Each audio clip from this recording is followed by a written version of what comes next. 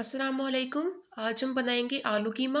इसे हम बहुत ही सादा तरीके के साथ बनाएंगे ताकि अगर आप भी आलू कीमा बनाएं तो आपको बनाने में ज़रा भी मुश्किल पेश ना आए। बहुत ही आसान तरीका है और बहुत ही कम मसालों से हम इसको बनाएंगे। तो चलिए आज की वीडियो को शुरू करते हैं।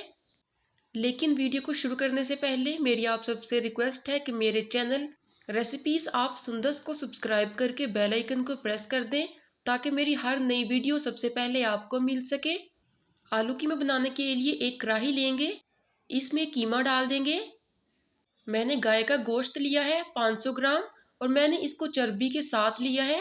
जब भी आप कीमा बनाएं तो उसमें चर्बी लाजमी डालें और इसको चम्मच के साथ फैला लेंगे। अब इसमें प्याज डाल देंगे। मैंने 2 दरमियानी साइज की प्याज ली थी जिसको बारीक काट लिया। साबुत लहसुन के जवे डालेंगे तकरीबन 10 से 15। अब हम इसमें कुटा हुआ अदरक डाल देंगे 1 चम्मच भर के। टमाटर डाल देंगे। 2 मैंने मीडियम साइज के टमाटर लिए जिनके छिलके उतार दिए। उसके बाद मैंने इन्हें रफली काट लिया। हरी मिर्ची डाल देंगे 3 अदद जिनको मैंने बड़े बड़े साइज में काट लिया। नमक डालेंगे 1 टेबल स्पून। लाल मिर्च पाउडर डालेंगे 1 टीस्पून। हल्दी डालेंगे हाफ टी स्पून। अब हम इसमें 1.5 गिलास पानी डाल देंगे।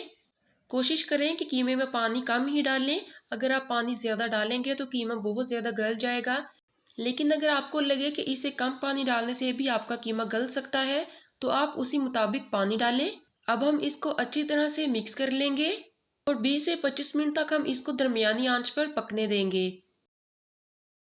25 मिनट हो चुके हैं, ढक्कन को हटाएंगे। आप देख सकते हैं कि मैंने जितना पानी डाला था वो सारा खुश्क हो चुका है। कीमा भी अच्छी तरह से गल चुका है। अब जो इसमें थोड़ा बहुत पानी रह गया है उसको भी हम आंच को तेज करके जला देंगे। चम्मच के साथ हिलाते भी जाएंगे ताकि कीमा नीचे ना लगे।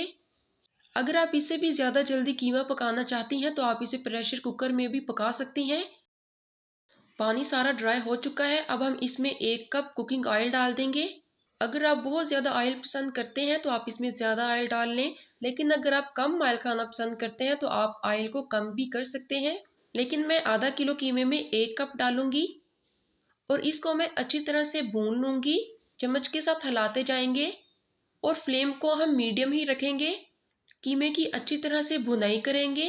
अगर आप कीमे को अच्छी तरह से नहीं भूनेंगी तो आपका कीमा अच्छा नहीं बनेगा। आपने कीमे को इतना भूनना है कि एक तो कीमे की खुशबू आना शुरू हो जाए और जो दूसरा हमने इसमें ऑयल डाला है तो वो भी कीमे के ऊपर आ जाए। तब तक हम इसको इसी तरह से भूनते रहेंगे। तो मुझे 10 मिनट लगे हैं कीमे को भूनते हुए। कीमा अच्छी तरह से भून चुका है।